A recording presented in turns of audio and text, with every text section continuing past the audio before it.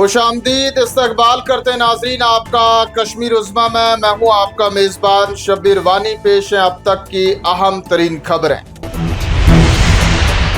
पहलगाम हमले के बाद नई दिल्ली में मीटिंगों का सिलसिला जारी। वज़ीर आज़म नरेंद्र मोदी की सरबराही में आज काबीना कमेटी बराए सलामती की मीटिंग हुई मुनाकिद। जम्मू कश्मीर की मजमूई सिक्योरिटी सूरत हाल का तफसीली लिया जायजा। मीटिंग में वज़ीर दिफा राजनाथ सिंह, वज़ीर दाखिला अमित शाह और वज़ीर खारजा एस जयशंकर ने की शिरकत।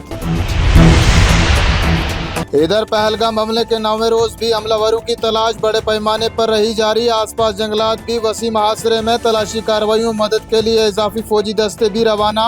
NIA की टीम ने एक बार फिर माहिरीन के साथ हमले की जगह का किया मुआयना। तहकीकात में मजीद लाई गई है तेजी।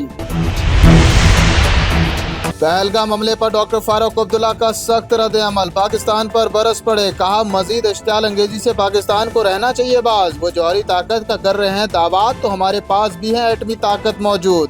दोस्ती नहीं आती है पाकिस्तान को राज, तो हम दुश्मनी के लिए भी हैं तैयार। डॉक्टर फारूक अब्दुल्ला मजीद कहते हैं पाकिस्तान कई बार हुआ है हमारा दुश्मन साबित। हम जब भी करते हैं सख्त इकदाम तो पाकिस्तान मदद के लिए भागता है अमेरिका।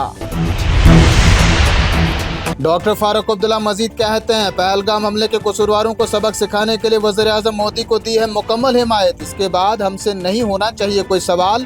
वज़ीर आज़म नरेंद्र मोदी को जो भी इक़दामात करने हैं वो जरूर करें। सरहदों पर तनाव, कशीदगी और गोलियों की गरज का सिलसिला जारी। नौशहरा, सुंदरबनी और अखनूर सेक्टर में एक बार फिर पाकिस्तानी फौजियों ने की बिले इश्तियाल फायरिंग। हिंदुस्तानी फौज ने भी दिया जवाब। अक़वाम मुत्तहिदा के सेक्रेटरी जनरल की भारतीय वज़ीर खारजा एस जयशंकर और पाकिस्तानी वज़ीर आज़म शहबाज शरीफ से बातचीत। दोनों ममालिक के दरमियान कशीदगी को कम करने के लिए पेश की ताउन की तजवीज़। कानूनी ज़राए से हमलों के लिए इंसाफ और एहतसाब को यकीनी बनाने की अहमियत पर दिया जोर। वहीं पहलगाम कत्लेआम के बाद इन पाक के दरमियान बढ़ती हुई कशीदगी पर अमेरिका मुतहरिक। ट्रंप इंतजामिया दोनों ममालिक के साथ है मुसलसल राब्ते में। दोनों फरीकीन को दिया पुरअमन रहने और बातचीत के जरिए मसले का हल निकालने का मशवरा। कौमी सलामती मशवरती बोर्ड की तश्कील नौ। राग के साबिक सरबराह आलोक जोशी को किया नई कमेटी का नया चेयरमैन मुकर्रर। 7 रुकनी नए बोर्ड में कई आला फौजी फज़ाइये के अफसरान के अलावा इंडियन पुलिस सर्विस के आला अफसरान भी अरकान के तौर हैं शामिल।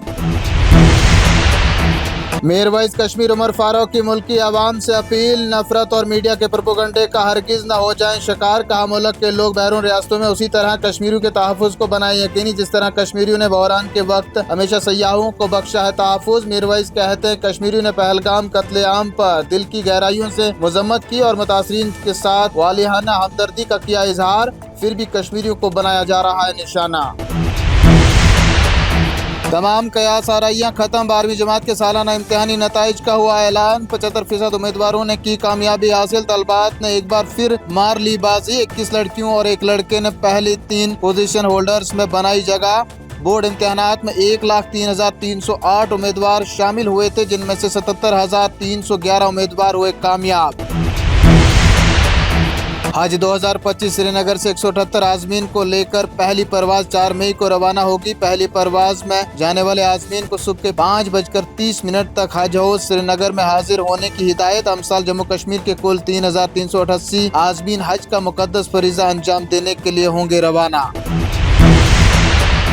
चलते चलते जानिए मौसम का हाल। गरमाईदार लोकोमत में मौसम का पारा गर्म। गर्मी ने अपने तेवर दिखाने कर दिए शुरू। दिन का दर्ज हरारत 30 डिग्री पार कर गया। यकम से 5 मई तक हल्की बारिशें होने का इम्कान, महकमा मौसमियात का बयान। इन्हीं खबरों के साथ नाज़रीन आज का शुमारा पहुंचता है इख्तिताम को। मिलते हैं जल्द कुछ और खबरों के साथ। तब तक के लिए आप बने रहें कश्मीर उज़्मा के साथ।